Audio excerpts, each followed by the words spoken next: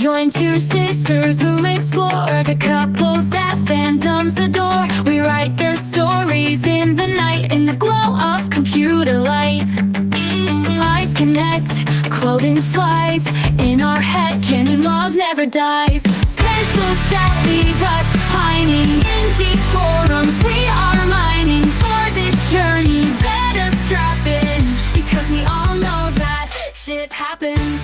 Welcome to the podcast that explores the couples fans can't stop dreaming about from the pop culture you love. Because when it comes to crime-solving flatmates, we're in deep ship. We're your host. I'm Emily. And I'm Rachel. She likes nerd culture. And she likes making podcasts, so we thought we'd join forces to make a podcast that gives a glimpse into fandoms and their favorite ships. And the best kind of ships are the ships you recommend us. So whether you have a favorite, one that's got you obsessing and poring over the fanfics, or one that you think is just bonkers and you want to learn a little bit more about where it came from, send them to us at shiphappenssisters@gmail.com. And before we jump into the content today, let us say sorry, we were a week late for all of our dedicated listeners out there. I was big sick, man. I was like sick after sick after sick. And so we have had this locked and loaded for like 2 weeks now. And this is just the first opportunity where I'm on my feet enough to record. And it's convenient. Mm-hmm. Yeah. It was Rachel was sick and then I was busy. Right. So this is the first one we missed, I think, in the entirety of our episodes. So we'll be back on it, and, you know, we'll go from there. But just in case anybody noticed, I can hear again. Yay. I lost hearing for a while. That was weird. Anyways, maybe it would have sharpened my other skills. That, like, the skills we'll get into today. But before we do, Emily, do you have some breaking ship news? Yes. We have some shipping news, or really it's like fanfic news, but we all know, you know, that's where the ships live. Another popular fanfic has been picked up by traditional publishing. And that one is called All the Young Dudes, which is, when I wrote this and last looked, the fic with the highest kudos on AO3. So it has been picked up to be conventionally published. It's a queer coming-of-age story featuring the Marauder. So this is Harry Potter fanfic. Yeah. But not even Harry Potter, like the spin-off version. No, I like it. We've been saying this needed more.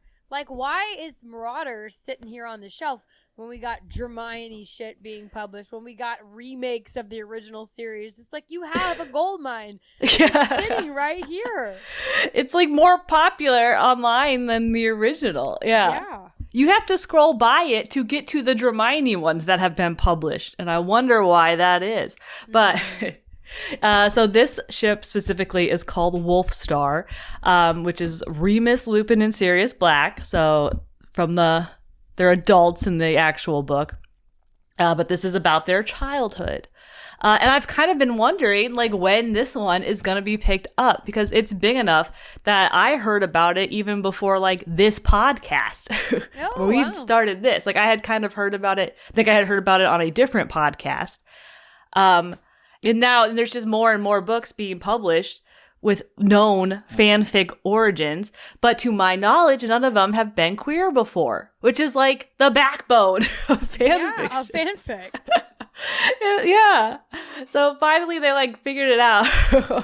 Because there's obviously a market. It's well, like, look at Heated Rivalries. I think they didn't think that they had to be proven.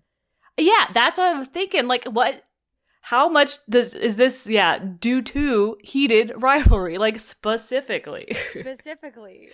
Yes. We need to start cranking out some Heated Rivalry fics. Any ideas you have, just start writing them under the Heated Rivalry banner so we can be the next famous authors who got started as fanfic writers. Because they're making bank, right? Yeah. This deal was allegedly worth 7 figures, which is crazy. So despite all any of the controversy, I can't blame Miss Bean for getting her bag. So no, literally, anytime I have an idea for a novel, I'll just start writing it with characters that exist and see, right? Like, that's how you make it happen. I feel, or I just, right, like, how many books out there, so many, like so many that we know of are probably started in fan fiction in some capacity. Because you're like, right, nothing is new. So you're inspired by a dynamic, or you're inspired by characters, or you're inspired by, I don't know, like a setting. And so you start there, but you just keep working it until eventually it becomes its own thing. Yeah. Right. It's like some of these like AUs, like it's practically its own story already. Right. Which is interesting. And those are actually a really good lead-in to the couple we're talking about today. Because literally, the show that we're talking about is like an AU fanfic or retelling adaptation. Right. Because it's public domain, you can do that.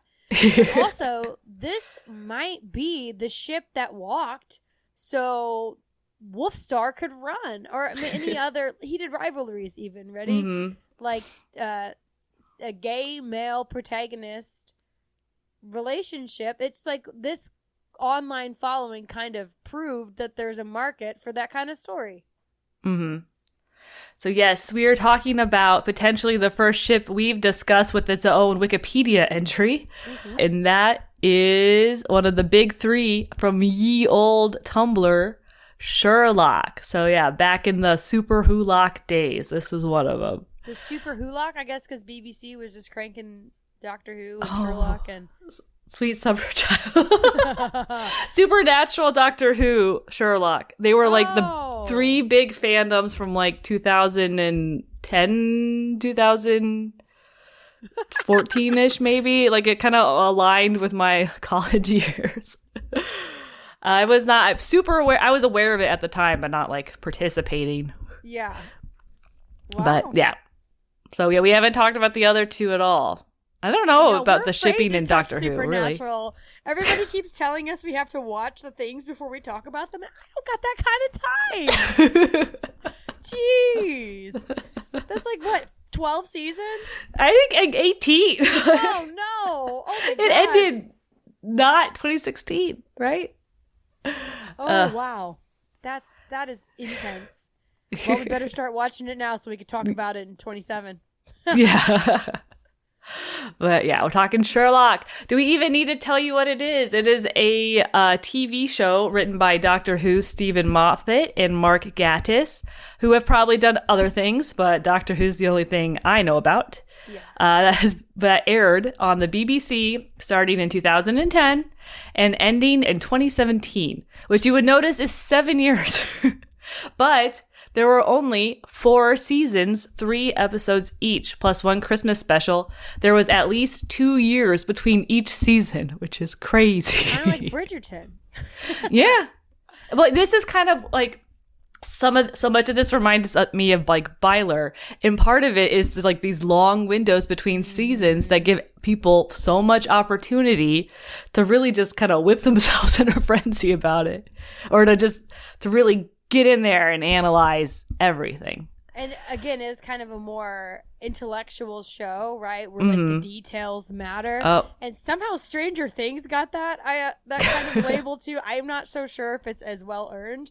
But like Sherlock, he deduces things. So yeah. Like, I feel like that gives you prime opportunity to dig into the nitty gritty details of the show, or you know, some off-color jokes that are repeated a few times. You know, an episode. But yeah, right, the whole thing is solving a mystery. Right. And things aren't being as they seem. But yeah, so the series is a modern, as of 2010, adaptation of the Sherlock Holmes novels and stories, which are now all in public domain. The show stays true to the conceit of the original stories. Holmes and Watson solving crimes using the powers of deduction and Holmes's mind palace. That was so corny. It's like, what is happening? They play. I don't think in the original stories it was quite so much. He's like, we got all these cool little animations, but imagine Watson's just watching him like. It was really funny. But yeah, so they're using deduction, but now with the aid of the internet and cell phones. And the show takes quite a lot of liberties with the source material, changing how the mysteries unfold, updating them, making them more modern.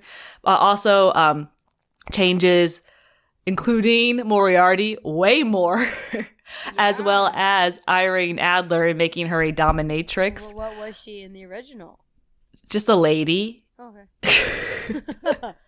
I think she was like a charming lady people wanted to be with, but they made it edgy by making edgy.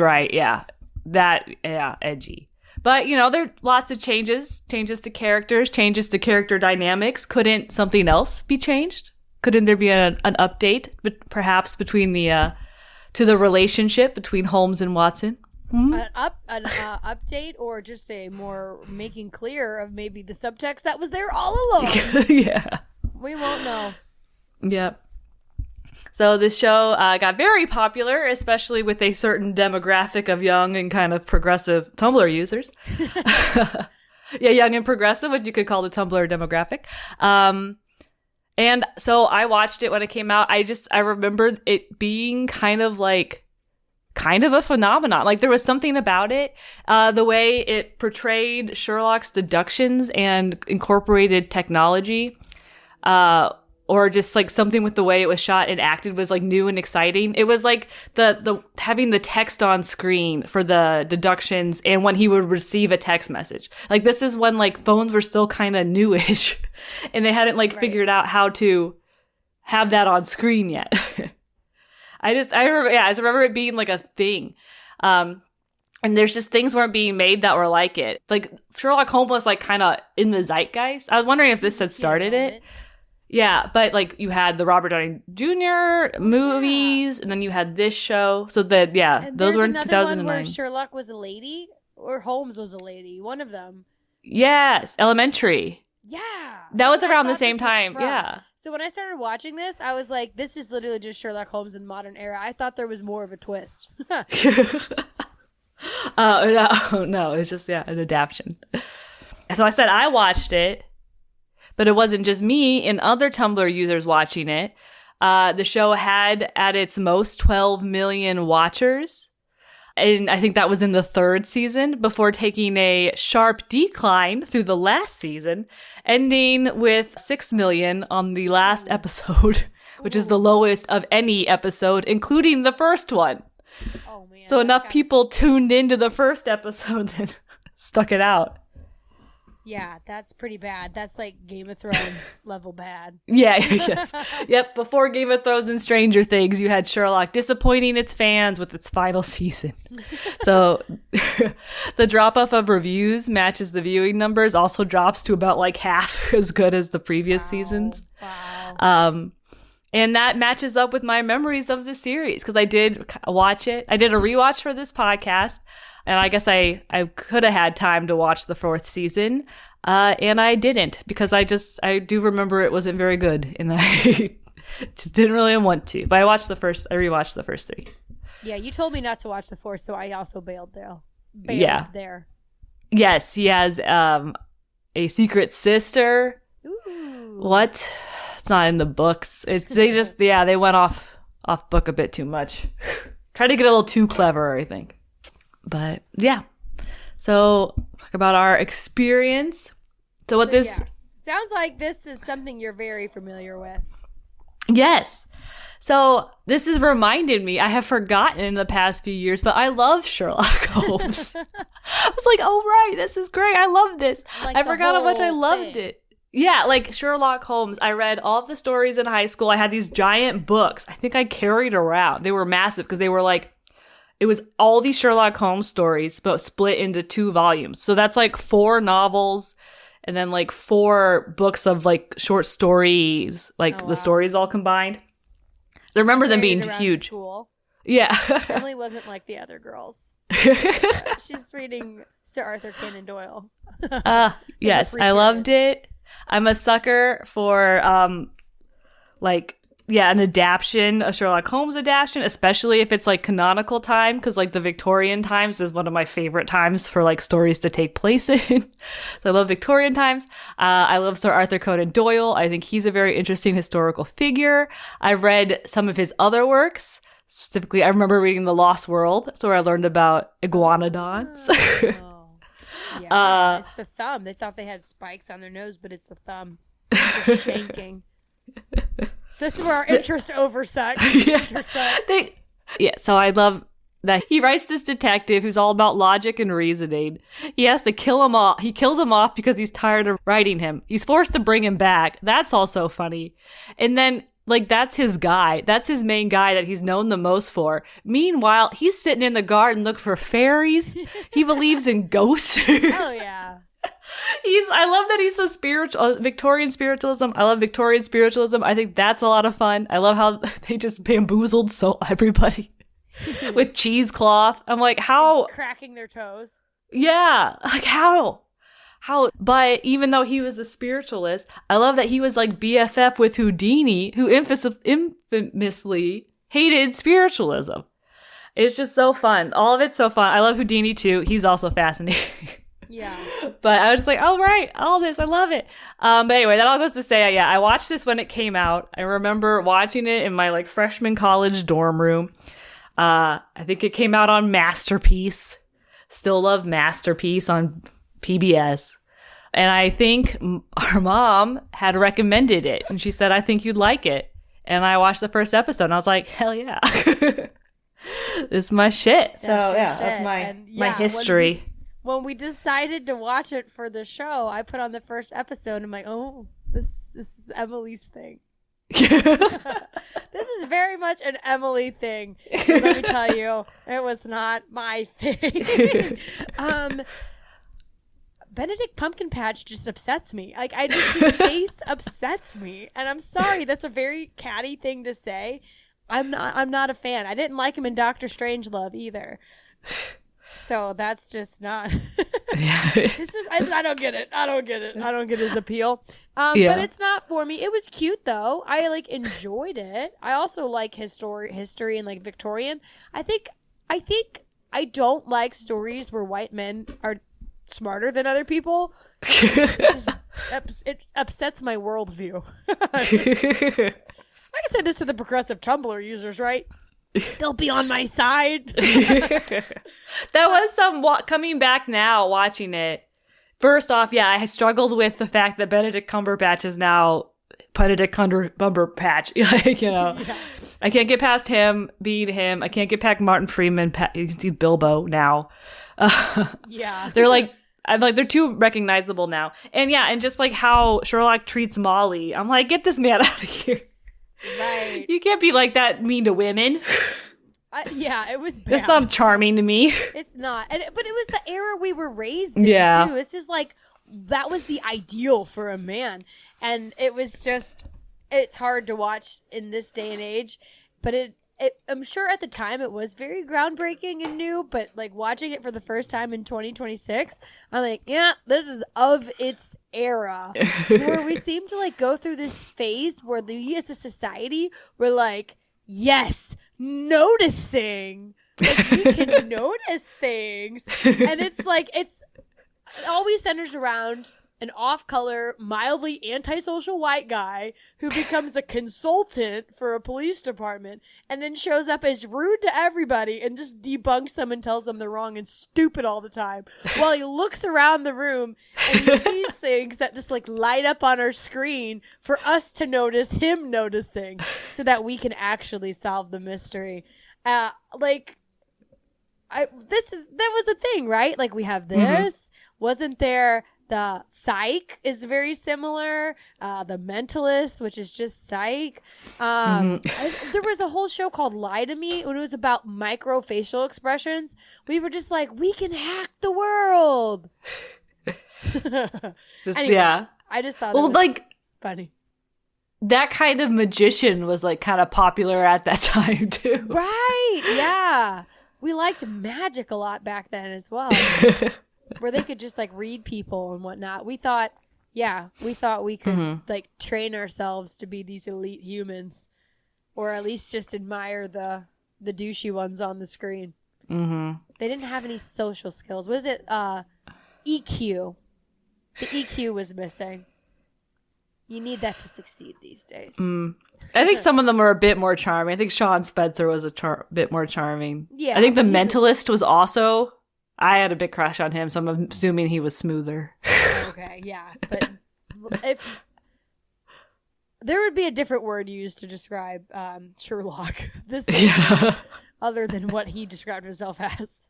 What? It would probably be on some sort of spectrum. Oh, yes. What is he self-described? High-functioning sociopath. Sociopath.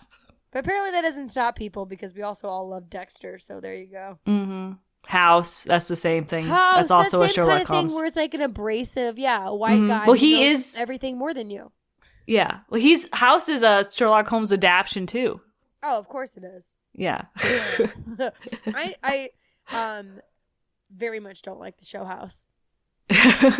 For reasons. I will say no more, but I have a very big beef with it. Okay, but we're not here to talk about that show. We're here to talk about Johnlock. So let's get into it. Right. So here's our ship. We already talked about the characters, and you know them. We have first, of course, titular Sherlock Holmes, played by Benedict Cumberbatch, Mr. Benadryl Cumberbund himself. Describes himself as a high-functioning sociopath. He's antisocial and abrasive to others, condescending to anyone he thinks is not worth his time, which would be just everybody. All over him instead of ostracizing him. There's got to be tall in a man. Yeah, I guess right most of the time, too. Yeah, he does, solve crimes. He is a consulting detective, so we'd call it, a private eye. So he's basically a ringer Scotland Yard brings in to solve the gnarliest crimes, but he can also be hired by anybody just to, solve any mysteries they got. Find some bunnies. Mm-hmm. But, yeah, he solves cases just by being the cleverest guy out there. The most special, cleverest The most special boy. By noticing things and also visiting his mind palace. And I guess he does some science, right? Yeah, occasionally. But yeah, he can mix. It's like the CSI phenomenon when one person does everything. He's looking at people's shoes to find the molecules or the pollen of where they tread. But then he's also noticing every little detail about your appearance to deduce things about you. He's really a jack of all trades. Yes. Yep, he is able to make deductions about people and their motives. Yeah, by just noticing. By just noticing. He's like, you got food on your face. Connecting the dots. And he has extensive knowledge of minutia, like type of cigar ash and dirt. But he doesn't know anything about space or that the Earth circles the sun. Yeah, I thought that was strange. There was That's in the book, the originals. Well, I guess that was probably a little bit more understandable. Yeah. Well, yeah, he doesn't know what he doesn't need to know. Got it. So that's Sherlock. That's the first one. Now we have Dr. John Watson, played by Martin Freeman, a.k.a. Bilbo Baggins from the Hobbit movies. We kind of blazed through Sherlock, but this is the character that I knew less about going in. So I am interested to talk about his personality or, if he has one, because that was the piece I was missing as a layperson. Watson, because so he, in the story, or in this TV show, he is an army, well, in the stories too, he's an army doctor who was wounded in action. He's been discharged, and he is trying to figure out what to do next. And, the personality, I think, is a bit more variant from, adaptation to adaptation, because he is the, kind of... Yeah, whoever he needs to be. Because, he is the more everyman kind of stand-in for the audience. He's there for Sherlock to explain things to. He has to ask Sherlock how he came to his deduction so that he can explain it, and then Watson can write it down and, tell us. Yeah, every detective's got one, right? There's somebody who's tagging along to be like, how did you know that? Yeah. There has to be some kind of wall to bounce it off of. Right. The boxer from the new Knives Out movie. The boxer priest. as an example. Guster. Yes. So in the show, so more to like his, I guess, personality, it's implying he's an adrenaline addict because he went from like the high highs of war and now he's just like back to civilian life. And that's why he like sticks around when he's getting involved with like crimes and seeing murders and putting his life on the line, confronting murderers and occasionally killing people himself. You know? Wow, I guess He's I never thought about that. I missed the adrenaline junkie piece. Mm-hmm. And I thought he was there for the plot. No, it kind of adds some motivation to like, why he would stick around and be interested. Well, he's also writing his blog, Emily. Yes, well, yeah. He's making money off of his blog. 'Cause that's a central premise too. Like that's how they're finding their clients and whatnot. Is John Watson is recommended by his therapist to start blogging about his illicit, running around solving crimes, and that's what he does. Yep. But now would it be a TikTok account? Oh my God, that'd be hilarious. Let's do it. Let's write the fanfic. Or a podcast. Oh, he'd be like actually, I think the podcast moment is come and gone. Yeah, probably. Actually, while researching this, I learned of a podcast that is a Sherlock Holmes modern day adaptation thing, and I've been listening to it. I do it. It's been good. Shout it out.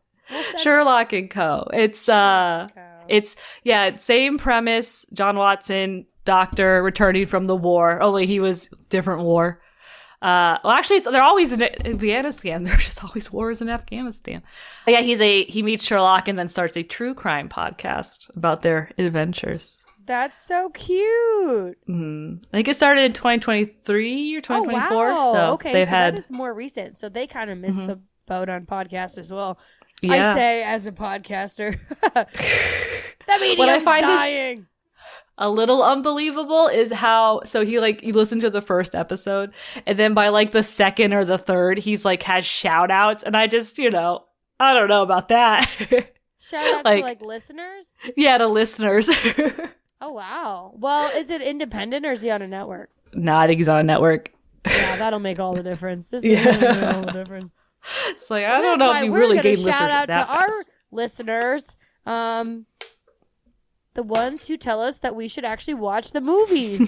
Thank you for your time. And we are. Mm-hmm. We took your feedback. Okay, continue. We're trying. But yeah, so that's his deal. He blogs the cases. He is very patient with Sherlock's hijinks, is kind of entertained by them when everyone else is very put off by them. Right. But he is willing to kind of call him on his shit sometimes when he's being like rude or over the top. And he's just perpetually impressed by Sherlock's deductions without being portrayed in this version as kind of like an idiotic sidekick. He does, he provides his medical knowledge during crime scenes to save lives, to provide information for Sherlock. And he also has a gun, and that helps out sometimes. There you go. In England. He is like the one person who can just like tolerate being around him, and that Sherlock also has an affinity for. And that is where things start to get a little bit steamier. Yeah, each person understand each other. But before we can get into the real steamy part of the relationship, how did they meet? So we'll do our meet cute segment. So this is how the dynamic duo first meet. It's pretty similar to the book. I read the scene. But you just see kind of the same thing over and over in every adaptation. But So how it starts. John is back. This is how it all begins. John is back from the war, one of them, with an injury, probably PTSD, and he needs a place to stay in London, which if I know one thing about London, it's expensive. It sure is. Yes. He cannot afford a place on his own. He needs a roommate. Luckily, he runs into a friend from university, who also knows someone looking for a roommate. So his friend takes him to a chemistry lab in the hospital, apparently, where Sherlock is working. They walk in.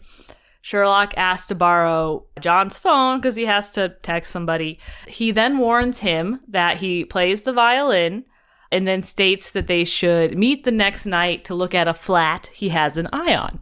And John's surprised because he just walked in, right? They don't know each other. He hasn't even been introduced. So that's what he says, that we don't know anything about each other. I don't even know your name.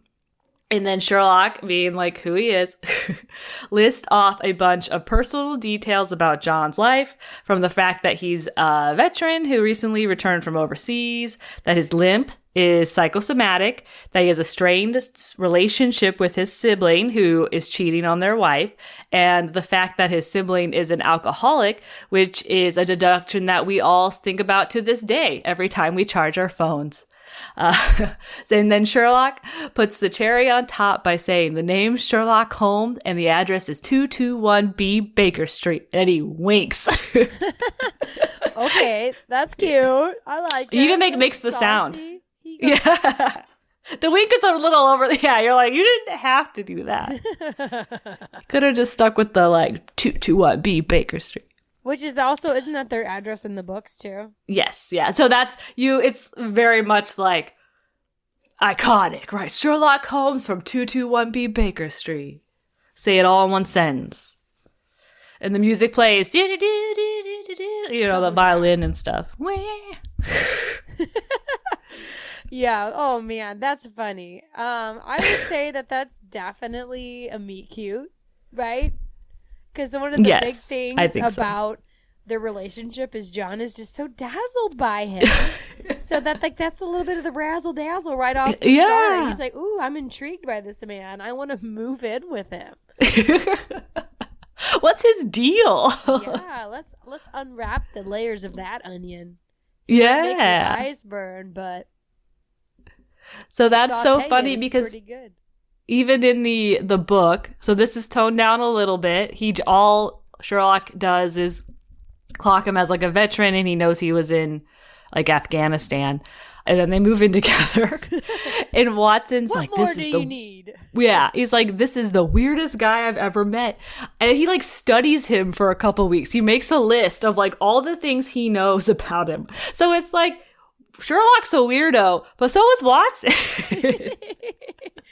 He's like, oh, I'm just going to sit here and rate a profile about him, which is, great for the narrative, but strange behavior in real life.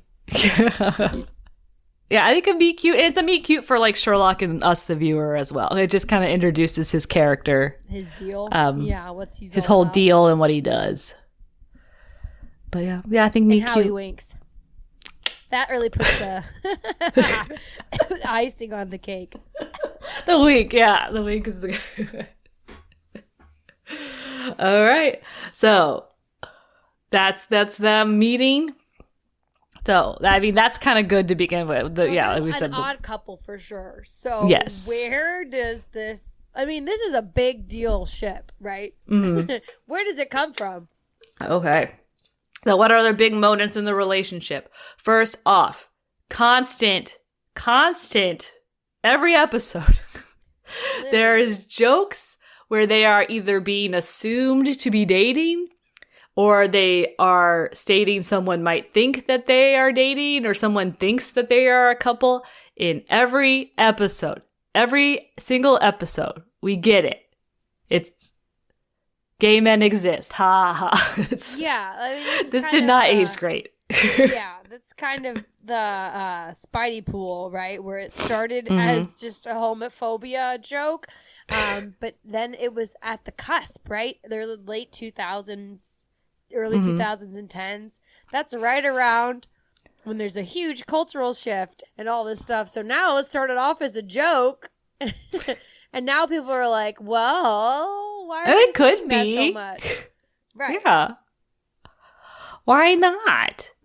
So, and in the very first episode, the first time this happens, they're mistaken for being on a date. They're going out to eat together. John asks Sherlock if he has a girlfriend. Sherlock says, no, women aren't my area. So John then asks, well, do you have a boyfriend? And, clarifies it would be okay if you did. Sherlock then says he knows that it'd be okay. And he just says no. So it's like, women aren't his area, but then boyfriends just no. Yep. This is something to think about. Something to think about. He definitely was like, no, I don't like ladies. But he was like, no, I don't have a boyfriend either. Which, I've seen speculation online about good old Sherlock's sexuality. And some people think that he might be asexual as well. And that's how I was reminded, just looking at Tumblr, that National Asexual Day, or Asexuality Pride Day, is also my birthday. So I just, there was a post saying Happy Asexuality Pride Day, and they had a picture of Sherlock. But I was surprised to see my birthday on there again. But I knew that. I knew it from, we did a whole episode about asexuality for the podcast, the other podcast I did. So, and originally that would have been the air date if we had, got it together. Shit, so. that would have been perfect. Oh, damn. I'm disappointed now. Damn, could have made it a thing. So there's that. I saw a compilation of a lot of staring at each other from very close quarters, which looks romantic when they're all clipped together next to each other. Dude, I never noticed it. Okay, granted, I watched a fair amount of these episodes with a fever, so I was not firing on all cylinders, but I did not pick up on it. But then when you see it all edited together, it's like, damn. They're like looking each other up and down, biting lips. I'm like, what are you doing? This is on network television. It's the PBS. So that one gets a pass from me. You have to be next to it, like all together, and then you notice, because I don't pick up on it. You gotta be a Sherlock. You gotta see that. Yes, it's not my thing. There's also what I did notice. They both get weird around each other's potential love interest. Watson gets weird when Irene is texting Sherlock and kind of obsessed with him. Sherlock's an ass to all of Watson's girlfriends. Yeah, I think he's just an ass to all the women in the show. Yeah. In general, but particularly these women. Yes, very dismissive. So what's that about? I don't know. Irene Adler calls them a couple. And during that same convo, when John is confronting Irene for all like the text and stuff, reminds her that he is not gay, to which she responds, well, I am, and look at us both.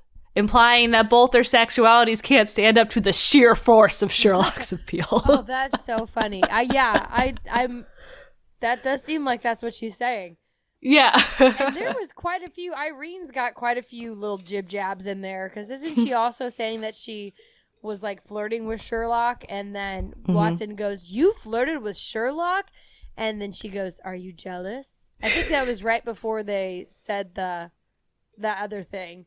And then she makes a comment about whoever punched Sherlock, because Watson has to punch him so that he could like pretend to be mugged and come inside her house. She's like, whoever did this must love you because they hit you in a spot that would make you not lose your attractiveness or something, right? Yeah. They didn't hit him in his pretty features. Uh-huh. Or like, break his nose, Right. The painful stuff. Yeah, so Irene was making all those kind of things. And I will say, that was one episode I saw in its entirety, and that was so random when he, like, was pulled out of the insurgent mask or whatever.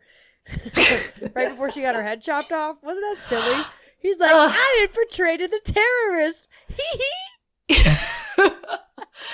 It's so annoying, because, like, I don't like the whole Irene Adler. The whole dominatrix thing is very like early Game of Thrones, sex on TV, shocking. And then Sherlock saves her. Like her whole thing is that she is the woman who outwits Sherlock Holmes. She in the stories. And then here she doesn't. He has to catches her. Yeah. He outwits her and then has to save her ass. So it's gotta, yeah. Not a fan of that change. But anyway, but back to the relationship we care about. There's a big character that comes in, and that also it instigates some pretty romantic level stuff. Yes. we have Moriarty. So John uses Moriarty uses John against Sherlock twice. And Sherlock even, chooses to die, quotations, to save John from Moriarty. And then John is determined to be one of Sherlock's pressure points by the blackmailer Magnuson in the third season. So they clearly mean a lot to each other. Oh, definitely. Yeah, out of everybody that Moriarty could kill to make Sherlock kill himself, he picked John and their landlady, right? Oh no, it was John, landlady, and the police chief. Yeah. There was 3 of them. And so that was pretty, that says a lot. And also Moriarty, that was a surprise. Hot priest rolling in. I was like, okay, what's his name? John Scott or something like that? Andrew Scott. Yeah, I was like, okay, young Andrew Scott. He's very good because he's very creepy in this, but then so charming in other things. Well, I saw him as charming first, so I was like, okay, I can fix him. But no, he was pretty creepy. The way he would do his little and that was good. I will say he's a good actor. And he's also in the latest Knives Out movie. Oh, damn. Yeah. He's getting work. Good for him. Good for him. Mm-hmm.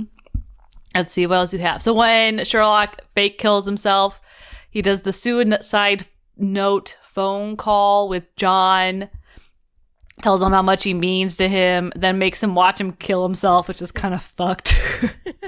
Well, he had to, for the ruse, he had to have somebody see it, right? Yeah. Well, he didn't see, impact because he was faking it, but... Well, yeah, because he got ran into by a bicycle. Mm-hmm. Because Sherlock also has this extensive network of people that he works with throughout London town and across the world, but they only appear or are relevant when they're needed. So don't think about it too hard. Yep.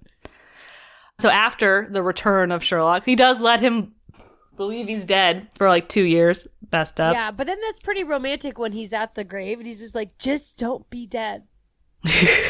Just don't do it. He has one friend. Yeah. But when he returns, John has a mustache that he won't shave even for his fiance. But when Sherlock makes fun of it, then he shaves it. So. Oh. Yeah. And then Sherlock is best man. And so John he gets married to Mary. And Sherlock is John's best man at the wedding.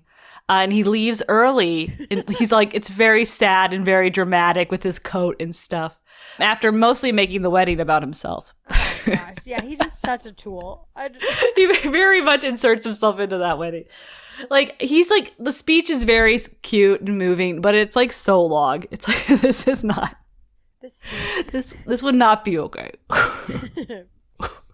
Then he solves a murder, of course. Oh, why? Why not? Why wouldn't there be a murder at the wedding? This is season 4, so I didn't watch this. That's 3. Yeah. Oh, really? Yeah.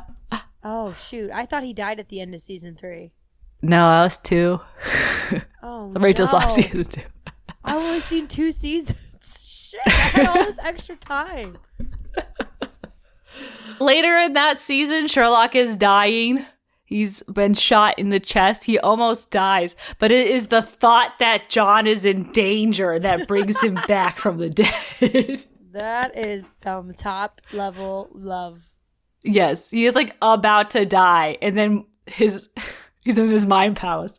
He's got Moriarty up in there because they just got to bring Andrew Scott back for any reason. Well, I would have him in my mind palace too. And he's but what about John? He's oh shit. And he brings himself back from the dead. And they're just really, they love each other. They are each other's best and really only friends. And it's stated quite a bit in season 2 and 3 and several monologues that sound like love confessions. And sometimes where they think they're about to die. So, it's kind of playing on that. They truly mean a lot to each other. And they match each other's freak. John enjoys the danger that Sherlock puts them in and the thrill of the game. Yep. So they're just good duo. They're just drawn in. a vacuum on top of each other. And it helps that Cumberbatch and Freeman have good chemistry and they play off each other very well. So they kind of, I think the actors help make the characters and the show. And the chemistry, right? Mm-hmm. Yep. Because they probably could have played these two exact same characters in a way where people wouldn't have pieced it together. Mm-hmm. Less staring. Yeah. So, yeah. That's kind of some highlights why people see it. Why do the fans like it? Like I said, they clearly care for each other. Like there's several scenes where they talk about how much they love each other and how they're each other's best friends and the best people they know and the best man they know, that kind of stuff. Where they just basically declare their platonic love for each other. When discussing John's marriage, Sherlock is always included. It's the two people I love most in the world. I think he says that to them, maybe, during his best man speech. And that's basically a love letter to John. Mary's not really included. He's just like, this is my best man. I love this guy. Literally. So let's see. And then also, so this is just like a note, I guess, about the show. It's a rather small cast of like returning characters, and they're all pretty kind of siloed. So like Mycroft never meets Molly. And they're like two of the reoccurring characters. No, yeah. So there's not really a whole lot of shipping like outside of Holmes and Watson. But also like it's historic. Yeah, like there's no two names that go better together, you know, Sherlock Holmes and John Watson. Yeah. So maybe that goes to explain the lack of variety in shipping from the show. The show. Yeah. Why like it is a standout ship, but apparently I might be alone in that. You thought what your ship would be? Yeah, we'll talk about that in a second. Yeah, me too. But yeah, and no ship goes without its critics, right? Like you hear, okay, what are the classics that we hear all the time? Can't they be friends, right? And they were roommates, you know, like they just are really strong platonic love. And I do think that there is something to be said about that, where it's just like friendship and platonic love can be just as powerful and meaningful as romantic love. Like, why do we put romance on such a pedestal of like the highest and the best form of love? But anyways, I don't think that's the case here, but I get the argument. Yeah. And you also, we've kind of touched on this. Sherlock and John are brought up being together in the series a lot, but it is always played as a joke. It's like it's always, ha ha. They could never be. Yeah. Because what's the punchline? And this is what we talked about in Spidey Pool. Like when they joked about that kind of stuff, it's like, yeah, they're saying, oh, we might be a couple, or like joking about it. But like the joke line is, it's outrageous, right? The punchline is that they would be gay together. And so that's just, I don't know. I have mixed feelings about that because I love to see good couples, but also in this era that I don't want to sound too Byler, but the media literacy here, right? You got to look at what the punchline is. Right. It doesn't age well, but that's how it was intended at the time. My firm belief, because I lived in that time. Yes. And you also had the writers who are writing these jokes flat out denying that it was ever going to happen. So they were pretty upfront. It wasn't going to happen, but they also would admit to lying. So kind of made them hard to take, at their word. Another similar thread to Byler, where it's like this is a lot like Byler. Yeah, the creators of the show are just yapping all the time. Yes. Admitting to lying, encouraging the like very close reading, saying that there's secrets in there, that you could, solve things, that you could what things? Right, solve mysteries. Oh wow. Well, mixed with the very, very long hiatuses. And what does that lead to? Conspiracy. The big conspiracy of the ship and of Tumblr. Yes. Yeah. And they did you listen to the Decoder Ring podcast? Yes. They just re-released it. Yeah. They're like, ooh, we're on top of this. So yes, we could talk about this ship. Recorded it on time. Yeah. you got to talk about the TJLC, or the Johnlock conspiracy. Okay, so had you heard of this before researching? No. Okay, me either. Okay, good. I was like, Emily's a Tumblr person, so she might know about it, but I did not. No, not that this had like a name and a title.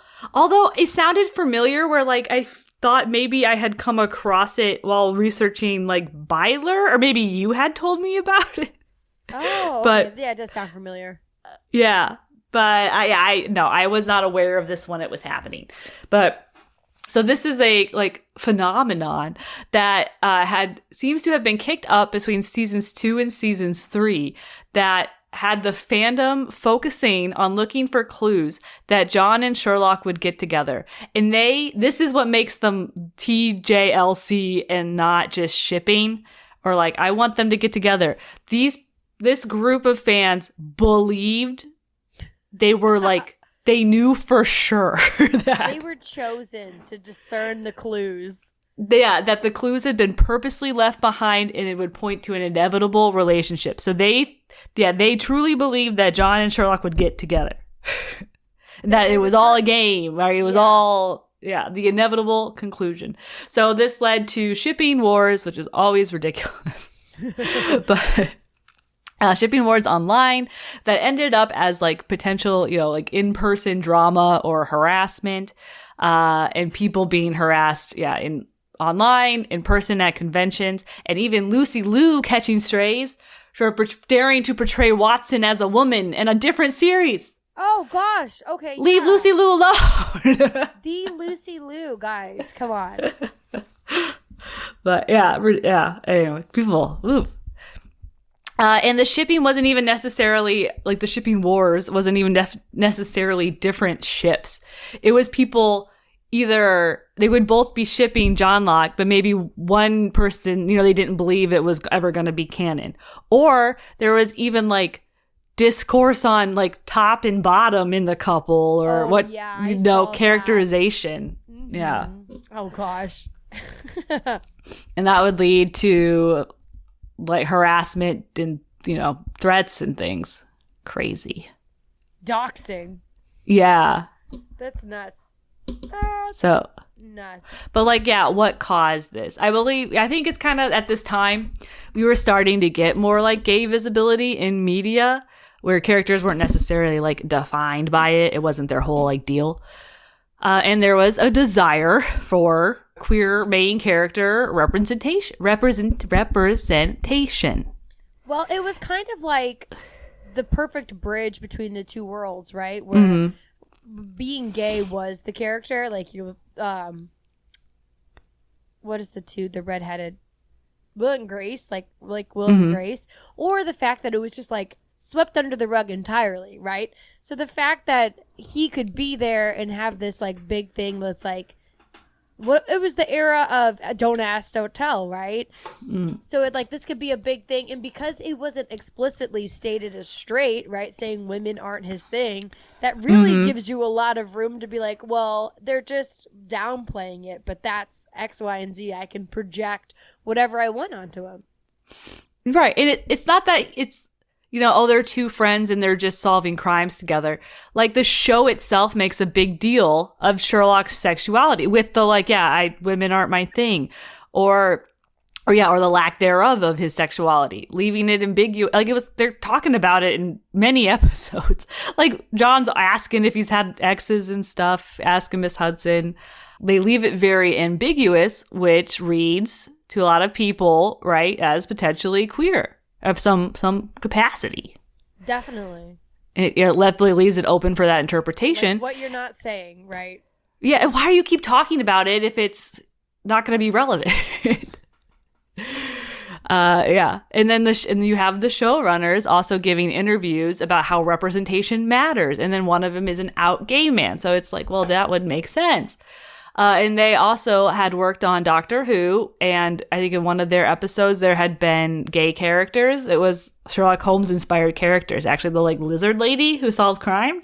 Oh, I think I watched that episode. I think. I don't know. I like the Eccleston era, which was one season. So after that, it fell off. This was after that. Yeah, maybe they didn't write that episode. I don't know. So that's right. That's encouraging. History of that, of like being public and saying they wanted more representation. Mm-hmm. And that, it matters, and that you have to do it correctly and stuff, which is funny because there really isn't any in the show. That, very fair. Yeah. So anyway, that goes to say people saw a potential romantic relationship, and then there was signs that maybe it could happen in the show. And I think people really wanted it to happen. But the showrunners always denied it would happen. So none of that, like, who knows, the Stranger Things guys were doing. Yeah. At least for straightforward. And even going as so far as to make fun of their own fans in the show, basically. So when Sherlock comes back from you didn't see this because this is season 3. But when he comes back, there's a group of like fangirls who have like their conspiracy theories, and this is how they think he survived, and he's not really dead because they've put the clues together. So it's kind of the first episode of season 3. Yes. Okay, I think I did start watching that. Yeah. And I remember like one of the theories I thought was being presented as fact, and I was like, this is ridiculous. Yeah, they never like actually explain how he survived. It's always like, but maybe this happened. Oh, good, because that's probably the best way to handle it. Not upsetting for everybody. But yeah, in these fangirls, even so, they're like overthinking his fall, but also there's like the GIF Rachel sent me. Yeah.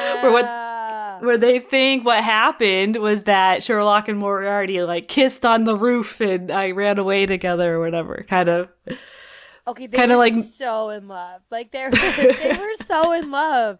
Or at least Moriarty was. He was obsessed with him. I was like, I don't understand how this isn't the main ship of the show. I know. I thought it'd be bigger too. I guess people like back then. Maybe it was pre the anti-hero really taking off, so it was like he was just evil. Like he couldn't be evil and intriguing and complicated. He was just evil. He did blow up that old lady, so what are you going to do?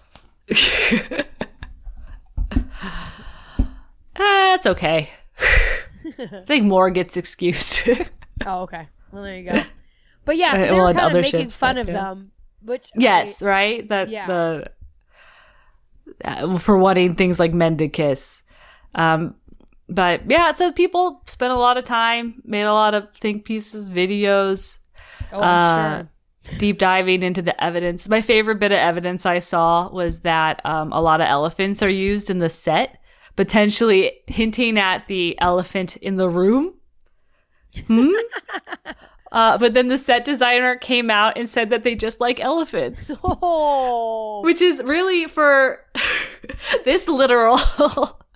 It's a real win for me in high school English class. Right. Sometimes the curtains are just blue. Sometimes that's what they are. And yeah. That's just like why someone like Sherlock Holmes would fall flat in real life, because not everything has a meaning. People just My like clothes elephants. are wrinkly because I was running late. I'm just a slob. Yeah. I was never going to iron it. I have crumbs in my hair. Oh, I must have slept on the train overnight. No, I have a toddler. Yeah. But something that was not sneaky or like a super hidden clue was, Freeman describing the series as the gayest story in the history of television. Oh, he said it out loud. Right. And then I think they all really walk it back. Yeah, they're like, just kidding. Yep. But I mean, so that's just my highlights from the conspiracy. And then, of course, we have to talk about the secret 4th episode. Because this also feels very familiar. Yeah. I was full in on that, too. I thought it was going to happen. I thought they could have done the greatest thing in television. We got to find out if anyone's ever actually done this. Like, why does it keep coming up? We're going to do it. That's what this is. They have to. Somebody has to do it just because after Stranger Things. Like, that was so, like, that would have broken the internet. That would have broken our conception of what media could be, Emily. I already forgot what it was called. Vecnagate or something like that? I was full in on it. Yeah.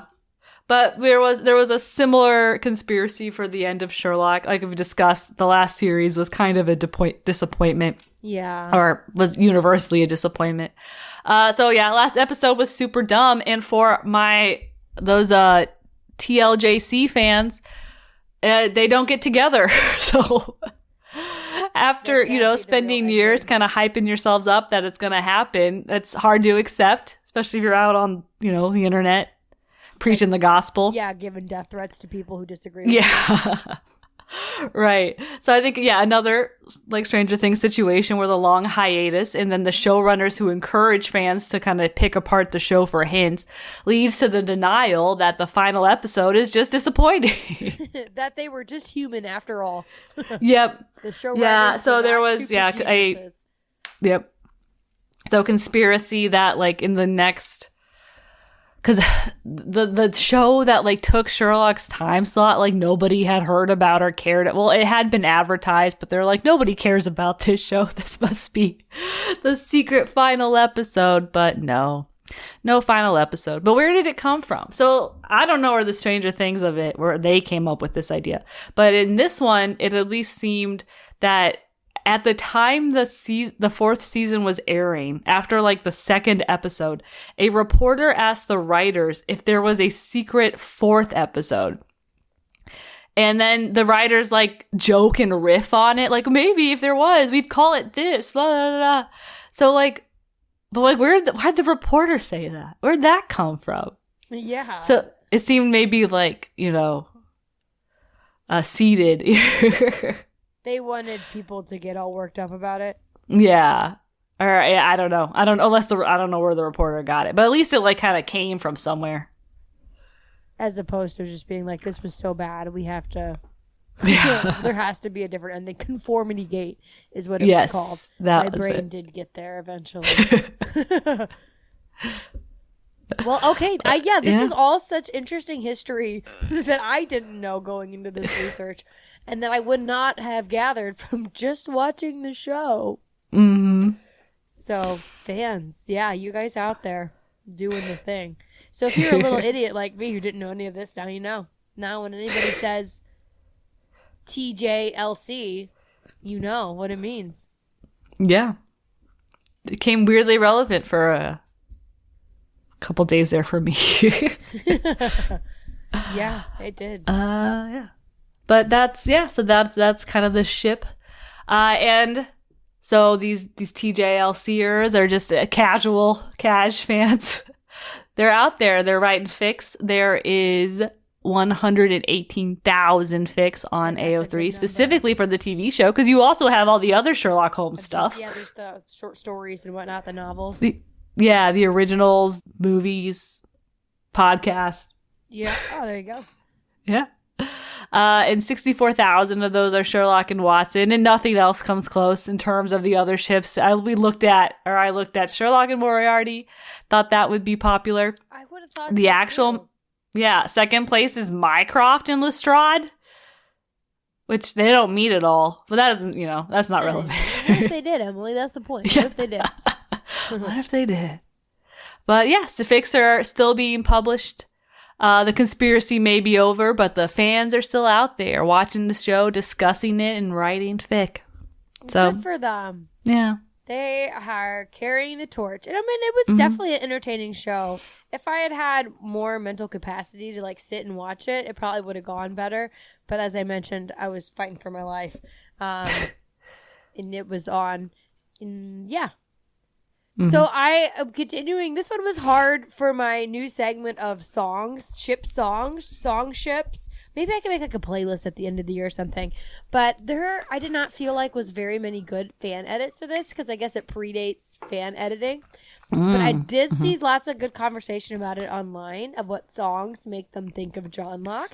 And I have landed on the one that I think fits best, and that is the song I Could Fix Him by Taylor Swift.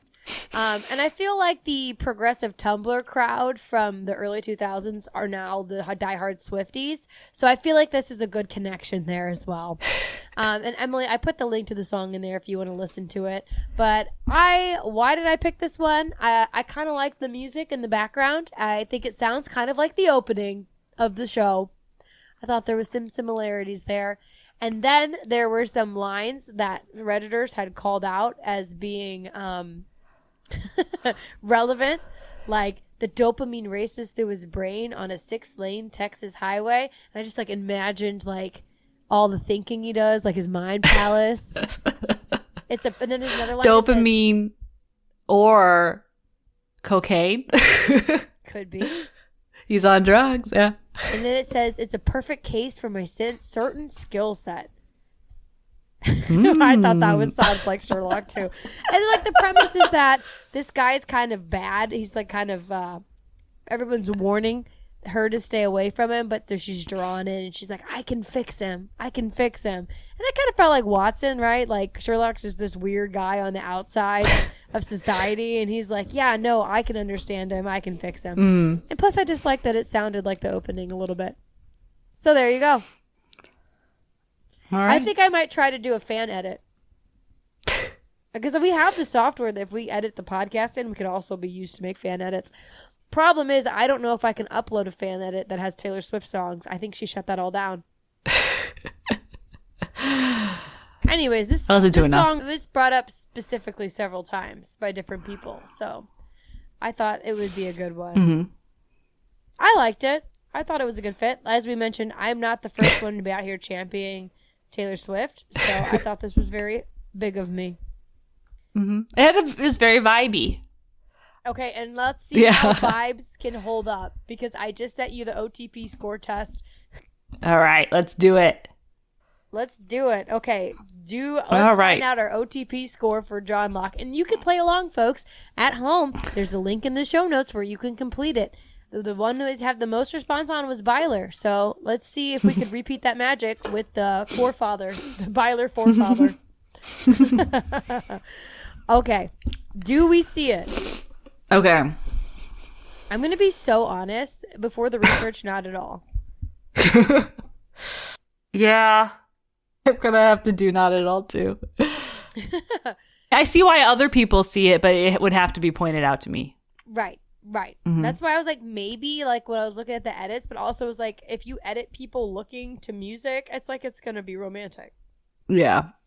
So, okay. So, do I want to see more? So these two specifically, nah, fam. But like Sherlock and like Holmes and Watson, just in general, maybe like gay men historically, or England. In a different version, totally. So I think I would like, now that I know about it, I would maybe read a fic or two just to like get the payoff of them, like how they would actually come together romantically. But like, yeah, I'm not gonna like be scouring AO3 for it. Yeah. Okay. I think we're doing Johnlock, so I'm gonna say not fam.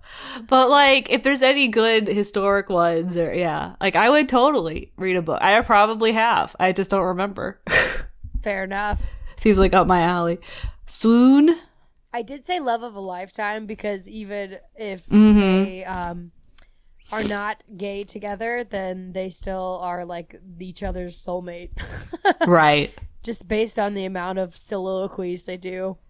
Telling they do end up like raising a kid together or something. So yeah. All right. Chemistry factor. Mayonnaise. Controversial. Honestly, I'm saying mayonnaise. I read Sherlock as asexual, so yeah. When it comes to just like spiciness, there just wasn't. I don't see it. Yep. Would they be good together? I feel like they could be good together because like they complement each other as partners. Mm-hmm. And who else would take them? Honestly, I'm gonna do fated mate. They're meant to be together in every universe. I was gonna say that too. Literally every time there's a reimagining, they're like bought together. Yeah, and they're like Right? No one else would put up with Sherlock. And then no one else, right? They just, even no matter what happens, they're together. Yeah. Even when Watson's married. They just can't stay away. Mm-hmm. Is the story interesting? This one feels like a loaded gun because, like, obviously it's a very interesting story. It's been around for hundreds of years almost. So we're talking, we have to clarify, like, this is more like general, right? Yeah, I'll put it up hyperfixation fodder for me because I did really like it when it first came out, and it reminded me about how much I love Sherlock Holmes as a whole. Are you gonna go back and reread some of the short stories and whatnot? Yeah, I thought about it for this podcast. I just couldn't find like the right audiobook. But I mean, I'm listening to the podcast now, so it's like I always love Sherlock Holmes. Yeah, okay, so that's fair for you. For me, I'm gonna write a solid story because I can see it and I can respect it, but it's not my thing. So I think this might be a rare case where my score is lower than yours, but still not that great. Oh, I'm landing at a solid 50%. My OTT score is 50, which I seem to just hover right around the middle. Mine's 55. We do seem to, we're always like only 5 off from each other. We need to start picking some more like divisive couples. Instead of always just we always pick like the popular ones, right? So we got to start doing some more crack ships and see. We got to start trying to get like a 0 or something. We got to start shooting for like really out there stuff. That's why we need you guys to tell us what we should cover. Is there a ship that you like? Is your dirty secret or your guilty pleasure? Or do you have a ship that your friends all love that you just don't understand and you can't get behind? Send it to us. shiphappenssisters@gmail.com. We will cover it. We will give it an OTP score. I will find a song that fits it. And likewise, if you have better songs for Johnlock or thoughts on any of the things that we've said, you can either leave us a comment or send us an email to our email address. And as always, we are just a little independent podcast out here sailing the seas of shipping. So if you can, give us a follow, subscribe, and a rating/review. You can also mention who you want us to cover there, and we will bump you to the front of the line. Because we got no idea. Yeah, we got to get off this phone call, and we got to figure out what the heck we're doing next. All right, but you can trust that we'll be back here in another 2 weeks. Sometimes maybe 3 if someone of us gets really sick. But we'll be back here because we know with the internet and movies and books, all that fun stuff, that we will be in deep